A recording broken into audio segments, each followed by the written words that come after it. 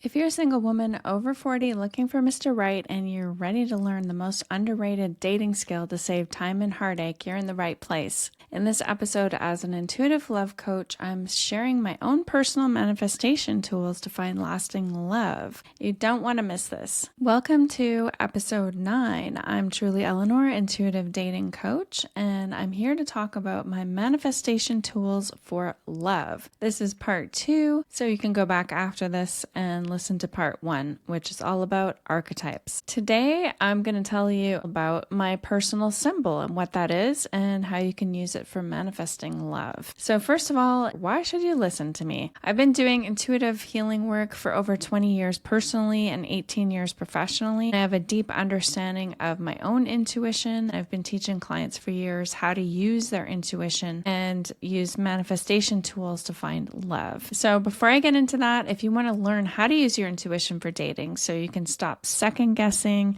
and start choosing love from deep self-trust, check out my intuitive dating activation course, which is 4 audio modules walking you through intuition, how to access it, strengthen it, and how to come up with an intuitive dating plan. It comes with 7 chakra healing meditations, and you'd be joining over 2,700 students who love the course and got a lot out of it for their love life and honestly just their own deep connection to self. I'll put a link in the show notes for that. Check it out. All right, let's dive into today's manifestation tool, which I call a personal symbol. What is that exactly? A personal symbol is a connection to the universe, something greater than you that helps guide you through struggles and doubts to go after what you want in life and love. For example, my symbol is the daisy. Your personal symbol is something that shows up continuously in your life when you're needing support, guidance, reassurance, and maybe you feel lost and you're like, I don't even know what to do, what direction to go in, and I feel disconnected. This is really about having that sense of disconnection and confusion from yourself. Connecting deeply to your true self involves using a personal symbol. And that's one of the ways that I've done it. And I've had, decades of struggling and trying to find myself and being raised in a narcissistic family and really not having a sense of self, not having a voice. So when I say I had to go through a really very arduous journey, that's what I mean. And nothing that I teach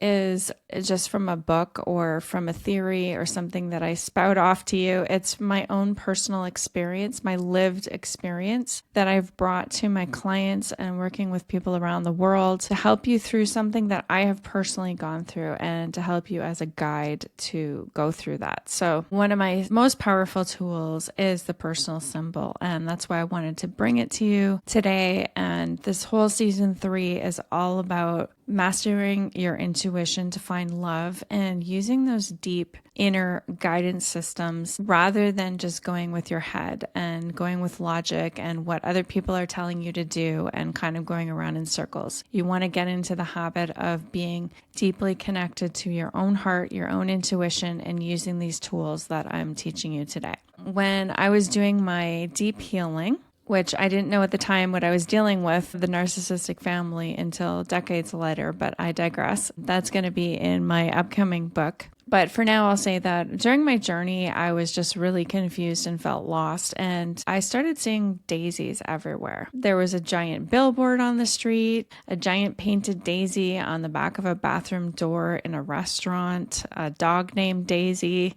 I would open a magazine and a giant daisy would be sprawled across the 2 pages, and it was everywhere. I started to really explore that. Like, what is this? I don't really understand what's going on. Why do I keep seeing daisies everywhere? Working with women for 17 years and doing my own deep inner work, I know it can be difficult to access your own blind spots when it comes to repeated patterns in relationships and all areas of our lives, really. So working with your personal symbol is a way to access those hidden areas of struggle and your true power. It's a beautiful way to build a rapport with your intuition your higher self, if you want to call it that, and your heart's desires. It's a direct communication tool. There's nothing really crazy or woo-woo about this. It makes a lot of sense. It's a way of connecting beyond your fears, struggles, and patterns to the truth of what you desire and how to go after it. Your symbol, the way that you might figure it out, is what has been a continuous thing that has shown up in your life, especially during times of intense confusion or struggle.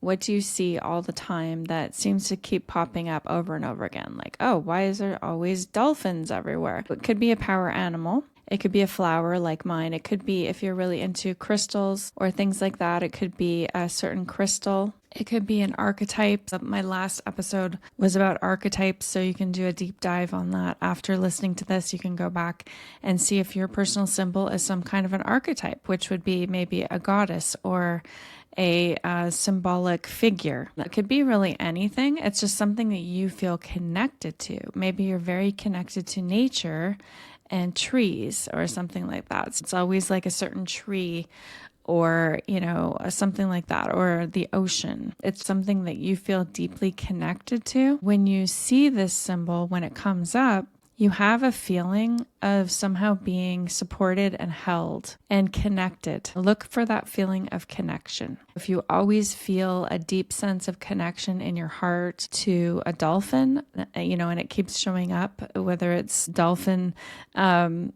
pictures, or you go and see dolphins or whatever it is, or people talk about it around you or give you a book on dolphins, it just keeps showing up again and again, then that is your personal symbol. Do a little bit of thinking about that, maybe some reflection over your life. It could be just a certain period of your life. For me, it was interesting because when I first realized it was the daisy, it was just everywhere. Like I said, billboards, magazines. And then I thought back on my life and I was like, wow, this is interesting, because I would look at pictures of myself as a child, and there were very significant childhood photographs of me with like a giant bouquet of daisies beside me, or like a painting of daisies behind me in the garden, like a whole bunch of daisies. It has significantly been with me my whole life, but it wasn't until recently that I realized that that's what it was. That might be the case for you. Like maybe you're seeing this symbol. We'll go with the dolphins. You're seeing dolphins everywhere lately, and then you're like, wow, this is must be my personal symbol. Then maybe you do a reflection back over your life and realize that the dolphin has always been with you. And that can be really, really cool when you bring all that together, because it makes it even more meaningful. Okay, so that's the first step, is figuring out what could be your personal symbol. And don't worry if you don't know it right away. This is just something that is very ongoing. This is a deeply reflective kind of exercise and a tool, but it doesn't have to immediately be clear to you. Just kind of open up to asking, what is my symbol? What is my personal symbol? After listening to this, and see what comes to you. The two ways that you're going to connect to your personal symbol, once you do realize, or maybe you can do an exploratory meditation. So last episode, we went into a little process where we got into our body and took some breaths and closed your eyes and went into your heart space. I call it your sacred heart. If you want to do that again, you can go back and listen to the other episode and actually go through the meditative process. And then instead of asking for the archetype to come forward like we did, you can ask for your personal symbol to reveal itself. And maybe you'll see,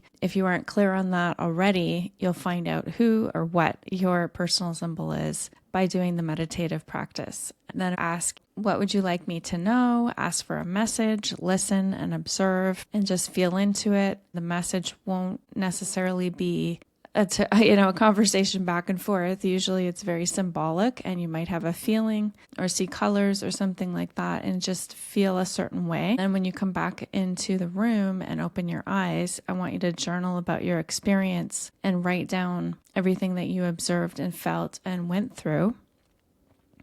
Write down questions that you may have, so things that might have popped up that you wanted clarification around, or something that you wanted to do a deeper exploration about. So any questions or any observations that come up, just write it all down afterwards. Then if you aren't clear on your symbol, even through that process, just spend the next week or so observing your life and what symbols do pop up, and just have your eyes wide open, so to speak. I call myself like you can be a personal detective for your own inner self. Get out your magnifying glass and start observing and doing a deep dive into what you're seeing around you for the next week after that to see, okay, what am I learning about myself? What's coming forward? And you're going to be surprised probably of what becomes clear with the patterns and symbols that you see that come through this process. And the reason why it's going to come forward is you're going to be aware of it, you're going to be open to it, and you're going to be willing to have a connection and to form a relationship with this personal symbol. The reason it's so important for manifesting is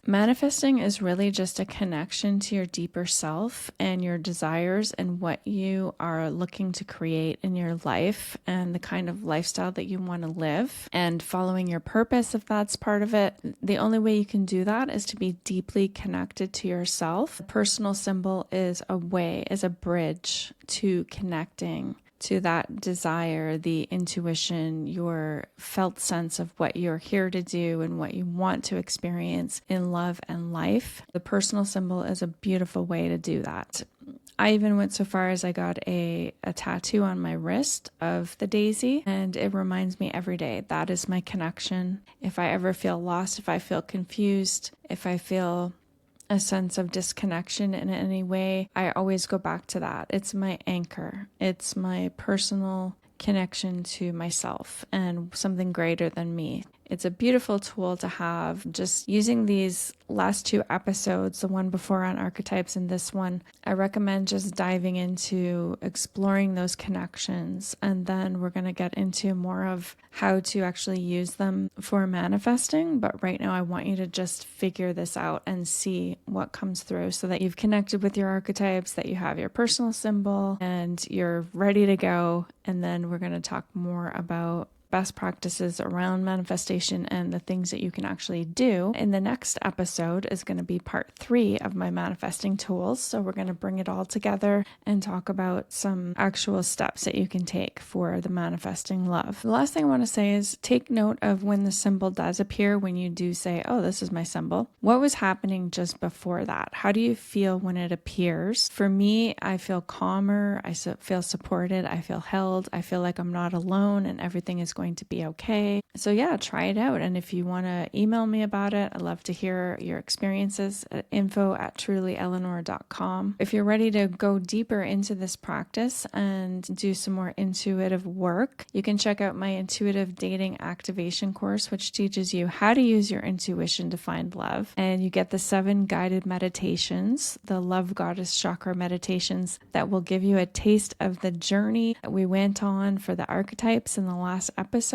and what it's like to go on a guided meditation journey and how powerful that can be. It's just amazing. It's each chakra, you get to go on this beautiful journey of connecting with a love goddess. It's really helpful for finding love and for connecting to your sense of self and your own self-love journey. They're very powerful and it's life-changing experience, as my clients have told me. So I'll put the link for that in the show notes, and stay tuned for next week when we go into part 3 of my manifestation tools to find love. And remember, love is closer than you think.